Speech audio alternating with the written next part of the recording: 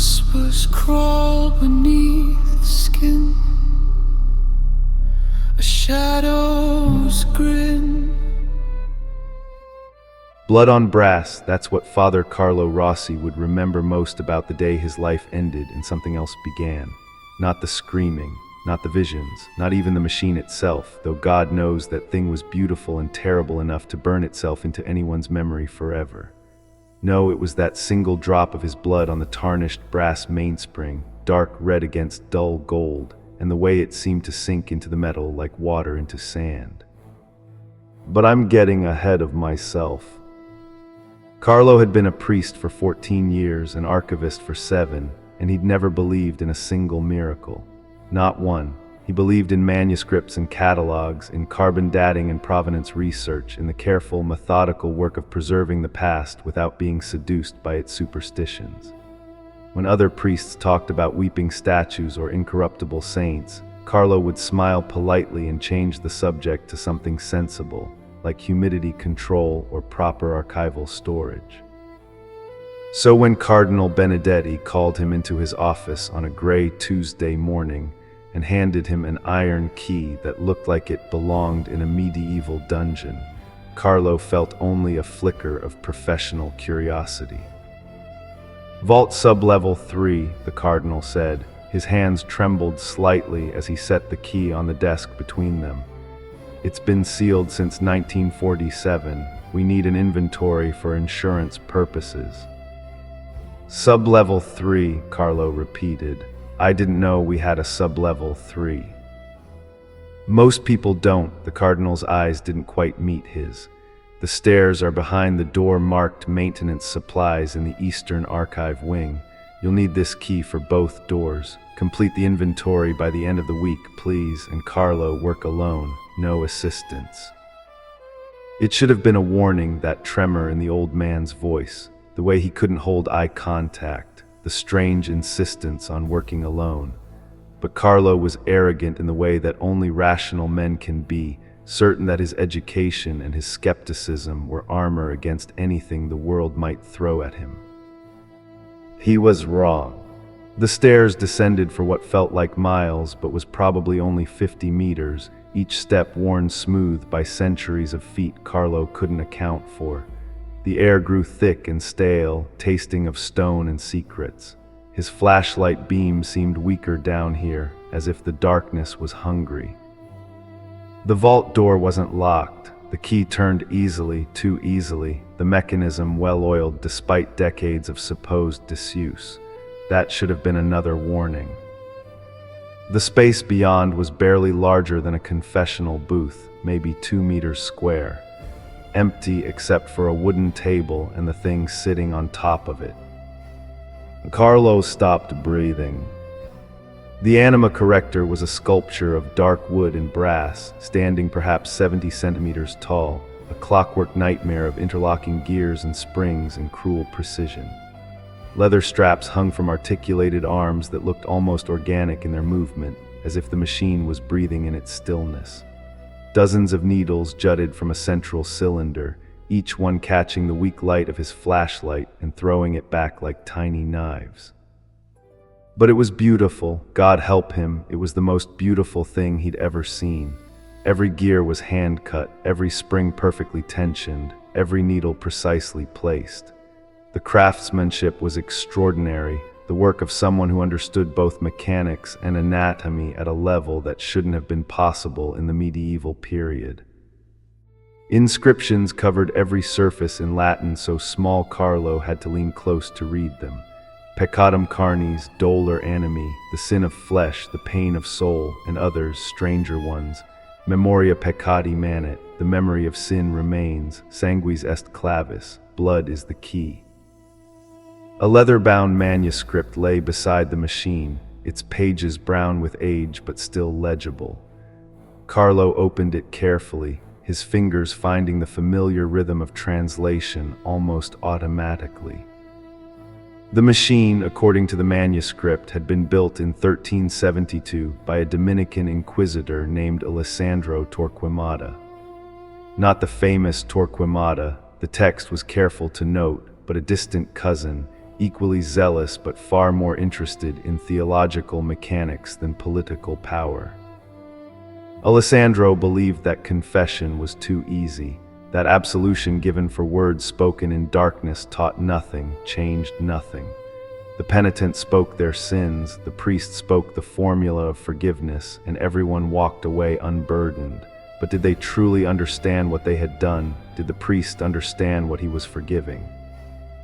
So Alessandro built the Anima Corrector, the soul corrector, a machine that could extract and store the memory of transgression, then force the penitent to experience their sin again as God experienced it, with full knowledge and full empathy. Only then, Alessandro believed, could true absolution occur. Barbaric superstition, Carlo muttered, but he couldn't stop staring at the machine. His fingers itched to understand how it worked, to trace the path of the gears and springs, to find the mechanism behind the medieval mysticism. He reached out to brush dust from one of the larger gears. A hidden spring released with a soft click. A single needle, finer than a sewing needle, shot forward faster than he could react and pierced his fingertip. Oh, damn it. The pain was sharp but brief. Blood welled up immediately, one perfect drop forming at the tip of his finger. Carlo watched it swell and fall, as if time had slowed, as if gravity itself was deliberate. The drop hit the mainspring dead center. For a moment, nothing happened. Then the Anima Corrector woke. Gears began to turn with a sound like whispered prayers. Tick, tick, tick. The needles trembled and rotated, each one finding a position with clockwork precision, like a combination lock opening to coordinates only it understood. The leather straps twitched. The whole machine seemed to breathe, to swell slightly, as if drawing in air or energy or something Carlo's rational mind had no name for. 3 seconds, that's how long it lasted. Then silence, stillness. The machine looked exactly as it had before, except Carlo could swear the brass was slightly warmer, slightly brighter, as if his blood had fed it somehow. He wrapped his finger in his handkerchief and got out of that vault as fast as his legs would carry him, taking the stairs 2 at a time, not stopping until he was back in the bright, normal, rational world of the main archives.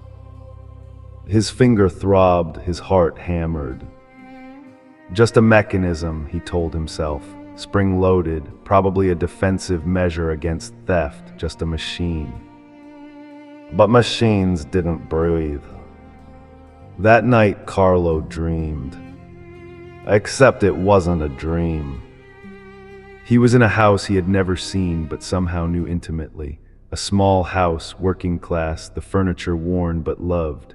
His hands were stuffing silver candlesticks into a canvas bag, but they weren't his hands. They were thicker, calloused, the hands of someone who worked with them for a living. Fear hammered in his chest, pure animal panic, the kind that makes your fingers clumsy and your breath come in gasps.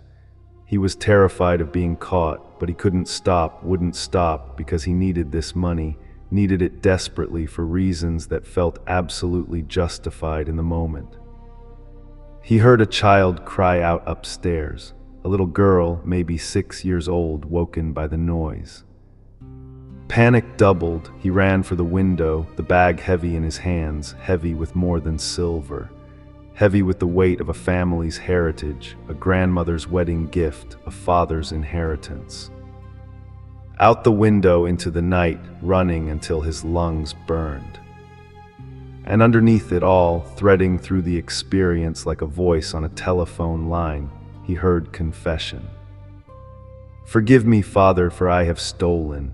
I broke into a house and took their candlesticks, their silverware, things that belonged to them.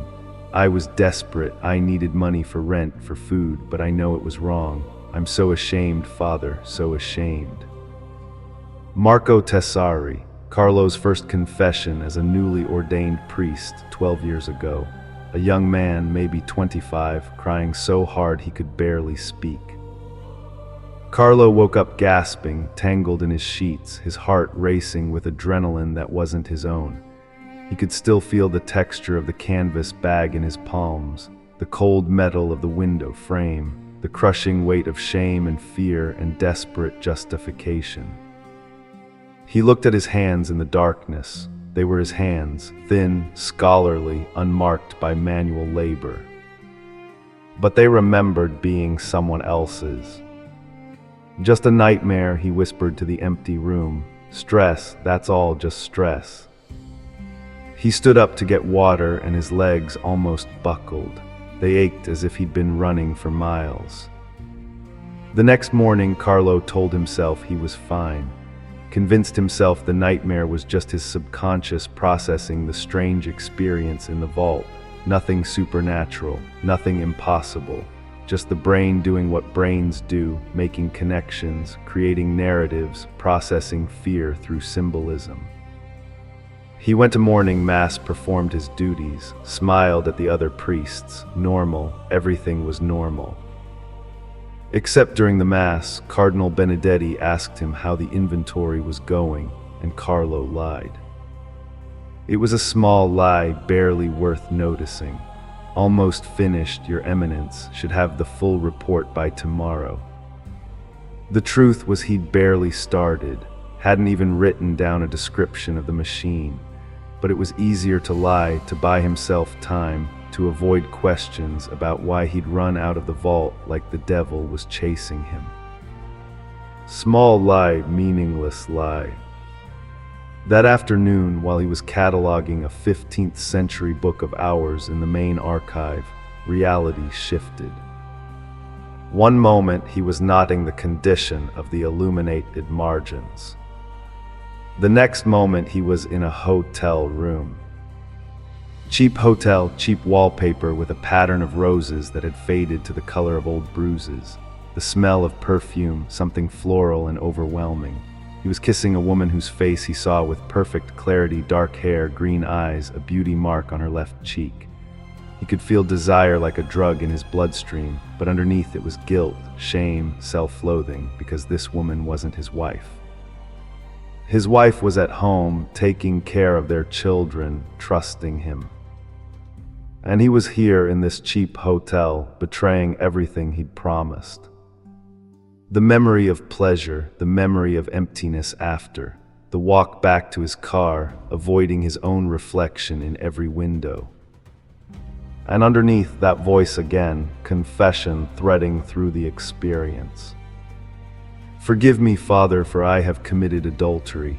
I've been married for 28 years. I love my wife, but there was this woman at work and we started talking and it just happened, just once. But I can't stop thinking about it. I can't stop hating myself. Signora Delphi, 3 years ago. She cried through the entire confession, her voice barely audible through the screen. Carlo came back to himself on the floor of the archive, Father Tommaso shaking his shoulder, his voice tight with concern. Carlo, Carlo, can you hear me? You've been staring at nothing for 10 minutes. I thought you were having a stroke. His hands were shaking. His lips tasted like lipstick he'd never worn, perfume he'd never smelled until this moment. I'm fine, he managed, just tired, didn't sleep well. But he wasn't fine. Because he understood now, the machine, the blood, the activation. It had linked itself to him. It was forcing him to experience the sins he had absolved, matching them to his own transgressions. Small lie, small sin, matched to a greater confession from his past.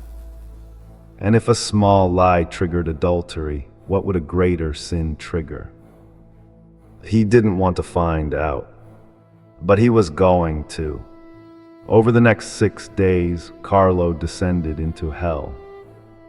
Every minor transgression, every moment of weakness triggered the machine, and the episodes were getting worse, more physical, more real. On Wednesday, he felt a flash of envy when Father Giorgio was praised for his sermon. That evening, he experienced Giuseppe Mariani's bar fight, felt his fists connect with bone, felt the savage satisfaction of violence, tasted blood in his mouth that wasn't there. When he woke from the vision, his knuckles were bruised. On Thursday, he snapped at Maria, the custodian, told her she was in his way when she was just trying to do her job. That night, he became Alina Frost, an American tourist, and he felt the cold calculation of embezzlement, the way she'd skimmed money from her employer for months, feeling no remorse, only satisfaction at her own cleverness. Carlo woke to find his fingers cramping as if he'd been typing for hours. On Friday, he looked at a woman in the piazza, let his gaze linger too long on the curve of her neck, felt a stirring of lust he immediately suppressed. That night he experienced something worse, someone whose name he'd never learned, couldn't remember through the fog of years, but whose sin was crystal clear. Assault in a dark alley, the terror of the victim, the power of the perpetrator. Carlo woke screaming, phantom bruises blooming on his arms where the victim had tried to fight back. The episodes left marks, real marks, not metaphorical or psychosomatic, actual physical evidence of sins he'd never committed but had now experienced. His palm blistered after reliving someone's rage-fueled burning of their own hand on a stove burner. His ribs showed finger-shaped bruises after experiencing a beating.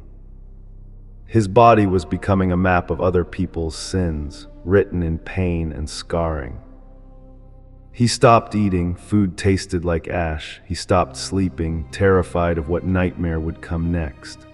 The sound of ticking followed him everywhere, that precise mechanical rhythm, though no clock was ever present. Tick, tick, tick, the heartbeat of the machine, audible only to him. His colleagues noticed, how could they not? Carlo had always been fastidious about his appearance, but now his cassock was wrinkled, his hair uncombed, his eyes hollow and ringed with darkness. He flinched at sudden movements. He muttered to himself. "You should see a doctor," Father Tommaso said gently. "You look terrible." "I'm fine," Carlo lied, and that night he paid for the lie with another memory, another sin, another scar. On the seventh day, desperate and deteriorating, Carlo went to see Father Petrus. Father Petrus was 92 years old, a Jesuit who lived in the retirement wing of the Vatican residence. Officially, he was retired. Unofficially, he was one of the last priests in Rome who had studied the old rituals, the ones the modern church pretended didn't exist. Exorcism, demonology, medieval theology that didn't fit comfortably into contemporary doctrine. Carlo found him in the garden, sitting in a wheelchair in the sun, his hands gnarled with arthritis but his eyes sharp as razors. "Father Petrus, I need to talk to you about something impossible." "Nothing is impossible," Petrus said mildly. "Improbable, yes. Unlikely, certainly. But impossible, that's just a failure of imagination." Carlo told him everything. The vault, the machine, the manuscript, the blood, the visions, the scars. He spoke quickly, the words tumbling out, half expecting the old priest to call for the doctors to have him committed. Instead, Petrus listened in silence until Carlo finished. Then he said very quietly, "The Anima Corrector. I thought it was destroyed, or lost, or locked away somewhere even deeper than sublevel 3. You know about it." "I know of it, I've never seen it. Few have. It was built by Alessandro Torquemada in 1372, as you found in the manuscript, but the manuscript doesn't tell you everything. Alessandro didn't just build one machine, he built 7, tested them on prisoners, on penitents, on himself. 6 of them failed, killed their subjects, or drove them mad. The 7th one worked, that's the one you found." "How do I stop it?" Carlo's voice cracked. "How do I break the connection?" Petrus shook his head slowly. "You don't. Blood is covenant in the old magics, older than Christianity, older than Rome. Blood given freely, blood taken by surprise, it doesn't matter. Once the machine has tasted you, it's linked to you. It will cycle through every sin you've ever absolved, matching them to your own transgressions. The smaller your sin, the greater the absolution it pulls from your past. It's balanced, deliberate. Alessandro designed it that way." "But I'll go mad. I've heard thousands of confessions over 14 years. "Then you have thousands of lessons to learn. Petrus's voice was not unkind, but it was absolutely firm. You see, Carlo Alessandro didn't build the machine to punish penitents. He built it to punish priests, to teach confessors the weight of the absolutions they gave so easily. You say the words, "Your sins are forgiven," and the person walks away lighter. But do you understand what you're forgiving? Do you carry any of their burden? Do you truly comprehend the weight of what they've done? I'm a priest, not a mind reader. I can't know what they feel. Exactly, and that was Alessandro's problem with the sacrament of confession. Empathy without experience is just intellectual exercise. He believed true absolution required true understanding, forced understanding if necessary. Carlo stood abruptly, his chair scraping against the stone patio. Then I'll destroy it. I'll take a sledgehammer to that thing and smash it to pieces. Petrus looked at him with something like pity. You can try. That night, Carlo returned to Vault Sublevel 3 armed with tools from the maintenance shed. A heavy sledgehammer, a crowbar, a can of kerosene and matches as a last resort. The vault door opened easily. The machine sat exactly where he'd left it, patient, waiting. Carlo hefted the sledgehammer and swung with all his strength at the mainspring. The hammer shattered, literally shattered, the metal head splitting into pieces that clattered across the floor. The mainspring didn't even dent. He grabbed the crowbar and tried to pry apart the gears. The crowbar bent like taffy, becoming useless. He tried to overturn the entire machine, to lift it and smash it against the floor. It might as well have been bolted to the earth's core. It didn't budge a millimeter. Exhausted, Carlo collapsed against the cold stone wall, sweat running down his face. "What do you want from me?" he screamed at the Anima Corrector. "What do you want?" The machine ticked, patient, hungry, waiting for him to sin again so it could teach him again. And Carlo, in his rage and despair and helplessness, broke. He cursed not minor profanity, real curses. He blasphemed God, cursed the church, cursed his vows, cursed everything he'd built his life on. Raw, furious words he'd never spoken aloud, never even allowed himself to think. The punishment was immediate. He was in a bedroom, nighttime, moonlight through thin curtains. His hands were large, scarred from manual labor, holding a kitchen knife from the block in the kitchen downstairs. An old woman slept in the bed, her breathing soft and regular, completely unaware. No, no, no, no, no, please, no.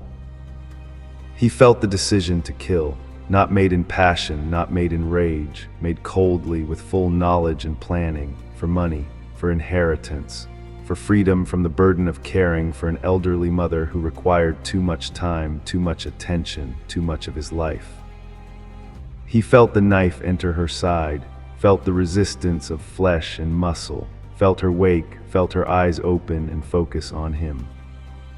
"Filippo," her voice was confused, not yet afraid. "My son, what are you doing?" He felt her confusion turn to understanding, turn to betrayal. Felt her realize her own son was killing her. Felt her try to speak his name again, but the blood in her lungs prevented it. He felt her die, felt the relief that she was gone, felt the horror at what he'd done. Felt the emptiness that came after, the realization that the money wouldn't fill the hole, that nothing would ever fill the hole. Carlo tried to pull back, to stop, to escape, but this was memory. It had already happened. He was locked into the rails of the past, forced to ride it to its terrible conclusion. And then, worse than all of it, he felt the pain. Real pain. The knife entering his own side, in the exact spot where he'd stabbed the old woman. A wound that shouldn't exist, manifesting because the machine had decided he needed to understand not just the perpetrator's experience, but the victim's as well. Carlo returned to reality screaming, clutching his side, feeling blood seep between his fingers. An impossible wound, a spontaneous stigmata. He collapsed on the floor of the vault, his screams echoing off stone until his voice gave out. When he woke, he didn't know how much time had passed. The weak bulb overhead suggested maybe a day. His side had stopped bleeding. The wound had closed, but the scar remained, raised and red, exactly where the knife had entered. Carlo lay on the cold floor, staring at the Anima Corrector. Its gears were still, its needles at rest, waiting. And for the first time since this nightmare began, Carlo stopped fighting, stopped trying to rationalize or escape or destroy. He understood. Every person who had come to him in confession, every thief and adulterer and liar and murderer, every single one of them had carried this weight, this crushing, inescapable reality of what they'd done, the memory that wouldn't fade, the guilt that wouldn't lift, the knowledge that they'd broken something that couldn't be fixed. And he had absolved them with words, easy words, ritual phrases he'd spoken 1,000 times without really thinking about what they meant. Your sins are forgiven, go in peace. He'd never understood what he was forgiving, never truly comprehended the burden he was lifting. He'd been a functionary, performing a ritual, following a procedure. He'd never been a confessor, not really. Until now. Carlo pulled himself upright, his body screaming protest. Every muscle ached, every joint felt ground down. He was a map of other people's sins, written in bruises and scars and phantom pains. He approached the machine, not with tools this time, not with anger or fear. With acceptance.